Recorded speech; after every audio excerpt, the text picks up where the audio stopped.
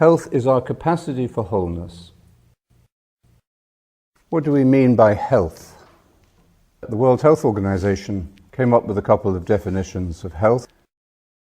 The level of functional or metabolic efficiency of a living organism, free from illness, injury, or pain. Rather idealized, maybe we might say a rather mechanized view of health, taking a sort of mechanical model to describe the human person. Another definition, a state of complete physical, mental, and social well-being, and not merely the absence of disease or infirmity. So again, rather idealized idea of health, that there will be complete physical, mental, and social well-being. These represent rather medicalized or idealized views of what health means. It doesn't bear much relationship to our own experience of health. We are rarely as metabolically efficient as in the first definition, and if we are, as soon as we realize that we are in this state of metabolic efficiency, we begin to wonder how long it will last. So very quickly we become subject to fear or anxiety or insecurity about this efficiency that we call health. What about aging? More and more people are spending more and more fortunes on denying or resisting, trying to reverse the aging process. So is that a medical condition or merely a technological problem that we will have to solve, maybe not just through creams and gels or injections, but also maybe through organ replacements and technical miracles? What about death? The awareness and the fear of death is never far from surface. We repress the fear of death. Is death a medical condition? Do we approach death just in terms of clinical procedures, which ultimately fail, because death is a failure in the medicalized view of health, the purpose of which is at least to keep you alive? But St. Benedict has another approach to it. St. Benedict says, always remember that you're going to die. Keep it constantly before your eyes. Now, he doesn't mean go around thinking about death all the time, but don't repress it. Benedict is not being morbid, he's expressing a universal spiritual practice, really, which you find in Buddhism and elsewhere, being memento mori, being aware, being mindful of the fact that you're mortal. And the consequence of that is that you're free. All of that energy that goes into the repression of the fear of death is set free. Why should the awareness and the acceptance of death bring us to a fuller sense of wholeness? I think because it is part of the whole picture, and it needs to be integrated. We need to have a certain conscious space that is aware of our mortality, and even aware of the complete unpredictability, the randomness of our mortality. We don't know at any moment when we might die. So there should be a certain space in our available consciousness in which we welcome and accept this element of our mortality. And that makes us more whole, more integral.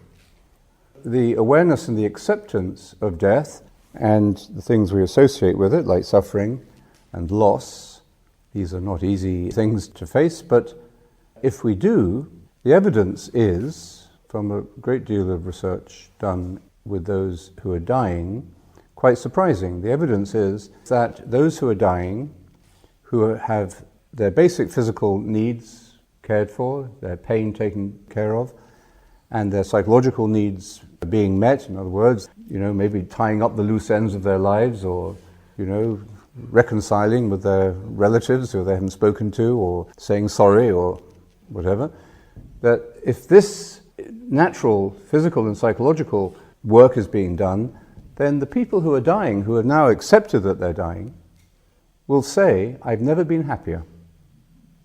quite amazing. So health, we might say then, is better understood positively as an experience of wholeness that incorporates even what seems like its opposite: sickness, suffering, and death. These would normally be said to be unhealthy or opposed to health. But actually, acknowledging and accepting them doesn't mean you go looking for them, but accepting them when they are there seems to be an essential part of the healing process and leads us to a greater wholeness and a greater health. Surely death and aging are experiences where we are given a unique and new approach to meaning. And if we deny the reality or the nature of death or of aging or suffering, then we are denying ourselves the very lifeblood, really, of the human journey, which is meaning. It's growing in understanding and in an experiential understanding of the meaning of our existence. These are major sources of meaning for human beings. Sport gives us another insight into what we mean by health and wholeness. Like the ancient Greeks, we admire the human body at its most beautiful, fast, agile, strong, and athletic. Today still, look at the huge amount of coverage sport gets, the heroes, the gods that we make out of our successful athletes. The sportsmen and sportswomen who reach physical excellence and had the control of mind also, of course, that inner discipline to be able to use that physical excellence to perform at a peak level, are as close as we come to an idea of the gods. But recently, we've been educated to look at a less idealized form of sports divinities in the Paralympics. Now we watch men and women in wheelchairs or with artificial limbs performing extraordinary feats, not going as fast or jumping as high, I suppose, as in the regular Olympics, but we bring a different kind of admiration, a certain level of physical admiration, of course, but also even more admiration of the character and the determination and the spirit of the people who had dealt with their disabilities so incredibly and courageously, acknowledging and accepting in themselves what would make most of us despair or withdraw from life. Looking at a person who is acknowledging and accepting and transcending or integrating the very things that for most of us would represent failure or a cause for despair. And those stories of those athletes just inspire and elevate us. So then perhaps we understand from that example how health is not just the absence of problems, pains, or disabilities, but health is our capacity for wholeness, in which everything, including illness or disability, can and must be integrated, including the very things that we find and fear most undesirable: sickness, suffering, and failure. And that, I think, helps us to understand why meditation is a healthy practice, why it contributes to health at every level of our humanity. We know from the benefits that meditation brings and some research that has been done, it's very variable research, but research being done into the physical benefits of meditation, that it is good for you physically, and that can be measured. We also know that it has a very strong impact upon our psychological health and well-being. And as soon as we begin to be sensitive to the spiritual dimension, we can begin to understand how meditation promotes, if you like, spiritual health as well. You may be attracted to meditation because you want to de-stress. You know that stress is a big problem in your life. You can't sleep properly at night. It's affecting your relationships. So meditation seems now, all this research, it will help me reduce my stress, or immediately I can measure this with my blood pressure, even my cholesterol and my sleep patterns. Psychologically, I know that the benefits of meditation will be felt in dealing with depression or anxiety attack and other forms of stress. These benefits of meditation, the ones you can measure, your blood pressure, your cholesterol, frequency of your panic attacks, even to some degree your depression.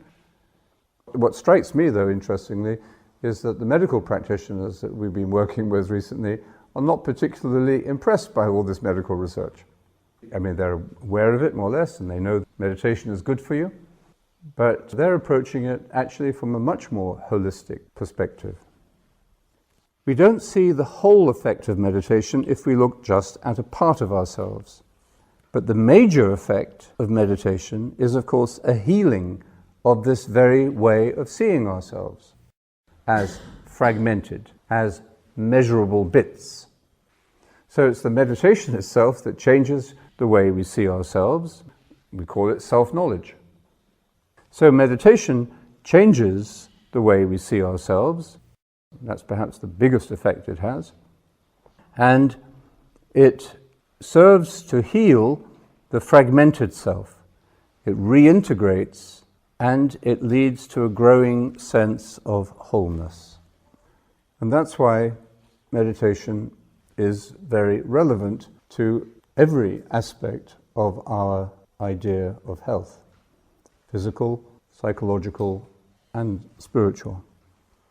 Complementing our understanding of the benefits of meditation, we find also the fruits of meditation, the spiritual fruits of meditation. St. Paul calls the harvest of the Spirit, or the fruits of the Spirit, love, joy, peace, patience, kindness, goodness, fidelity, gentleness, and self-control. How can you measure love or joy or peace or patience or kindness? Nevertheless, you can experience them, and you know that you are changing in this respect, and that these qualities, which with a deeper understanding you can recognize as the qualities of the life of the Spirit flourishing in you, and even if you don't know at first, the people you live with will know. We heard these wonderful words from the Gospel of John, giving Jesus these words: God sent his Son into the world, not to condemn the world, but so that through him the world might be saved, so that everyone who believes may not be lost, but may have eternal life.